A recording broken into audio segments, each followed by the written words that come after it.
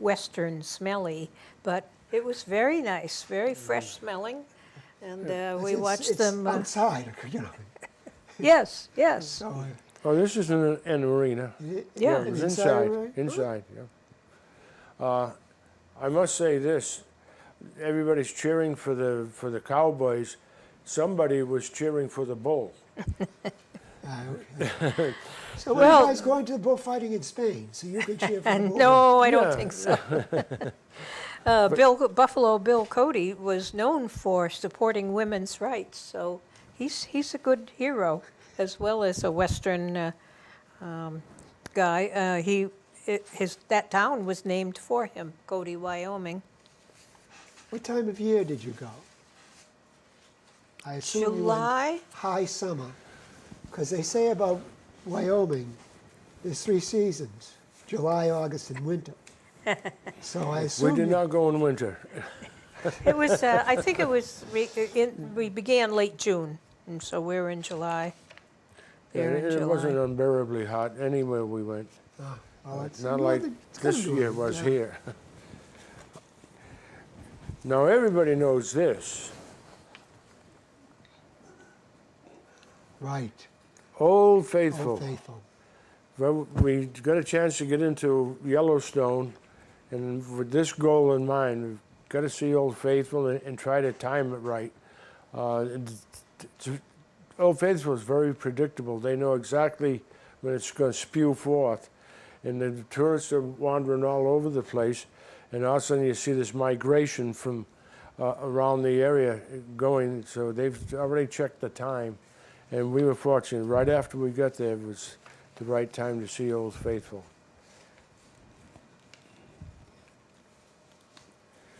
Of course, there are buffalo. These are, again, this is from Brian's book, and he took all the pictures that are in here.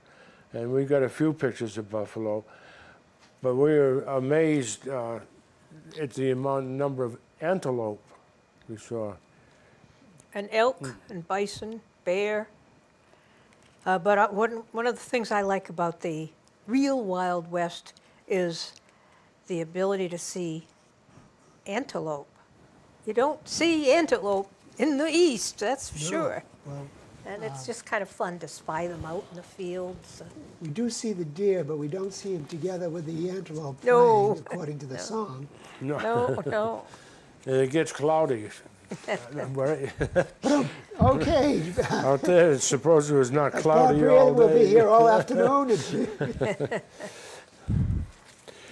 Another fascinating place that, again, we read through Brian's book first, and we're picking out some of the things we wanted to see.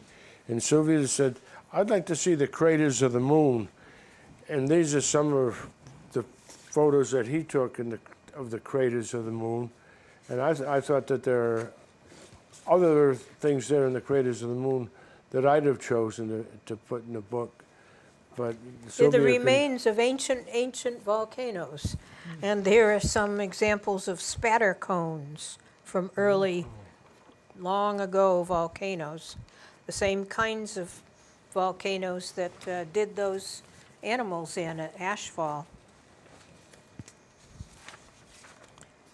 It's amazing if you're open to adventure, the number of things you can see that you never heard of and that come back the richer for. As we approached Oregon, the Three Sisters. And we stopped at a restaurant, the only restaurant for miles and miles away. It didn't look too promising. It was located in a town called Oasis, if that gives you any clue, but it was all we had to choose from. So we went in, had a very good meal, and got a very good tip from one of the waitresses on a restaurant to go to in Newport, Oregon. But out in the foyer of the restaurant was an actual $50,000 reward offered for information leading to the arrest and conviction for theft of cattle. Still today, an up-to-date reward sign. And another one, handwritten, about lost ropes. Please return them. Would you ever see a sign like that in a restaurant? Lost ropes. Well, the diner, I checked the diner down the street. They didn't Right have on. one. No. And Sylvia, would you tell them about cinder cones? I like this cinder cone picture, and we actually saw this view.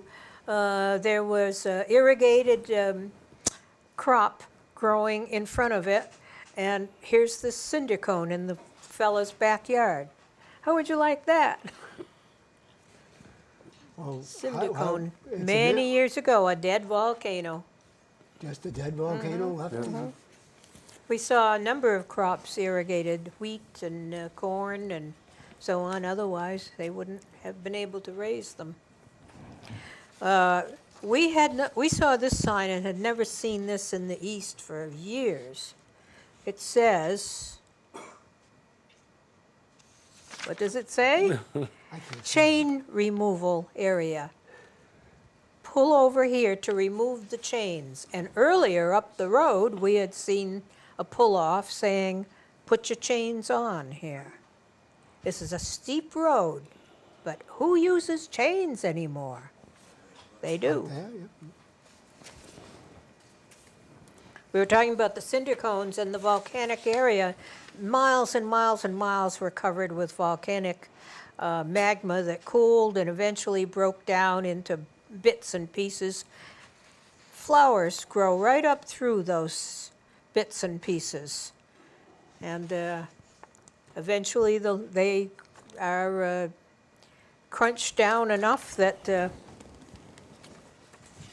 you have a nice flower field from this kind of a spatter cone. Murals?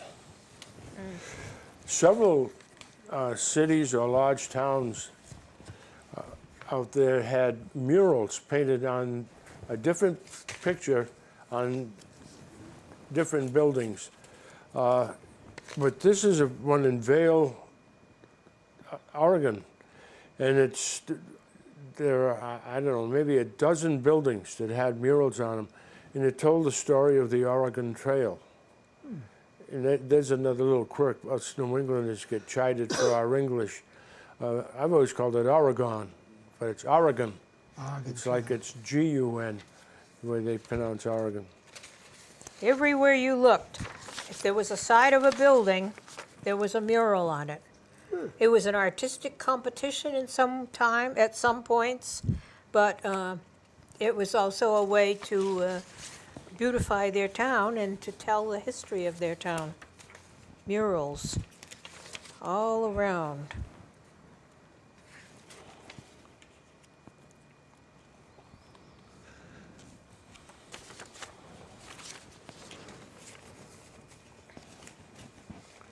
How you doing? Oh, shit. I'm not sure the camera can pick this up, but this picture in my left hand is the view you get coming into Newport, Oregon, where the first time you get to see your goal, the Pacific Ocean, in the background. And that was, to me, it was a thrill to say, we're here, we made it. You know, not everybody can convince their partner, you want to go to Oregon or you want to go to Timbuktu and get the response, yeah, let's go. And to actually make it's 3,365 miles. And so that makes it close to 9,000 miles by the time we get through sightseeing and things, but that was actual mileage. So it makes for an interesting ride. The Pacific looks just something like the Atlantic, as a matter of fact, but the sun comes up on the wrong side. She was Beat you to it? can't keep anything from you. It's quite disorienting. I spent a week in Seattle one year, and over here, where the sun should be, was all these mountains, and over here, where the sun should be coming up, was the ocean. It was just very, very confusing. Well, you'll have to go down to South America to Oh, see yes. really I did go down to Chile. We showed you Kenmore Square in the beginning. Well, here's the end of Route 20, where it joins U.S. Highway 101 in Newport, Oregon. I guess I was pretty proud of the fact we made it all the way to Oregon, and I stopped at the newspaper office and said, we just traveled across the country from the beginning of Route 20 to here in Newport, the end of it. Would anybody be interested in that? And the reporter says, I'll meet you on the beach at 6 o'clock tonight. And she did a very nice story about from the Atlantic to the Pacific. And particularly, she's quite taken with the fact that we would carry a peanut butter jar of Atlantic Ocean to pour into their water and refill it and bring it back. So if anything has been changed in the ecology of both oceans, Yes, it's all his fault. it's through all his fault. You had nothing to do with it. No. Sylvia is passing the buck. Again, we've got a few minutes more. Yes. Yeah. We'd like to tell you about the highlight of this trip. We went to a state park, or in fact, it may even be the national park, and it was going to be able to see a view of Mount St. Helens. And now that exploded in 1988, I believe it was, and Sylvia saw it a year or so after that from a mountainside looking over to it. And she was looking in the gift shop, and I saw a sign, helicopter rides around Mount St. Helens. I said, ooh. Then I looked at the price, and I said, oh. Well, that sort of dampened my spirits. But then there was another sign, fly into the crater of Mount St. Helens. And I said, well, she'll never buy this. She doesn't like heights. So I said, would you like to fly into the crater of Mount St. Helens? She says, oh, sure. So I used a credit card I carried with me that I've never used, and I said, okay, here we go. It was well worth it. It was up the length. I had read extensively about the eruption of Mount St. Helens and how damaging it was and how it flowed down the Toutle River Creek. And so that when I went there on my own, driving along, I saw these warning signs that still are in place saying, if this horn sounds, the mountain might be about to erupt. Turn around and go back. Well, we didn't hear any horn sound, but we were way above ground by then. Being a gentleman, I let Sylvia sit next to the pilot, and I took the second seat. And she got some great photographs of inside the crater of Mount St. Helens. Did you bring them on with you? Or some? I brought one. Oh, you brought one. Yes. Oh, But the gal that was flying the helicopter took us in and circled around and climbed and actually covered the whole ground. I'll tell you that we did see 2 steam vents. So I think at some point in time, and maybe not the too distant future, they may have another eruption and a huge mound that is still growing inside the mountain. I don't think that will be the day you'll want to go for your next Next ride. But you were certainly intrepid to do that, I have to say. The only negative thought I had was suppose these helicopters going there, whoop, whoop, whoop, whoop, whoop, disturb something underground, and that's the trigger. This is going to be very exciting. Yeah, well, Keep the cameras rolling. But well, it was a great trip. I wouldn't have missed it for the world. And I'll just tell the listeners, if you're going to take a vacation, take a vacation. Go and see this country. There's so much to see and so much beauty in this country. And people are missing it. And be ready for the adventure. You never know what's going to come up next and where you're going to sleep that night or where your next meal is coming from. Be ready for the adventure. so you were just going up the street, but there was something around every metaphorical corner. That's right. Except Route 20 doesn't go around many corners No, in certain It places. was a metaphorical. Yes, all right. It only looks straight on the map that Brian put together. But you can see there's some curves, or some of those curves are up mountains and down the other side. So it's an adventure, it's an experience, and don't miss it. Next year, find a way. Well, thank you very much, Sylvia Buck and Bob Briere, You're welcome. and come back again. And come Thank for a you. trip Thank with you.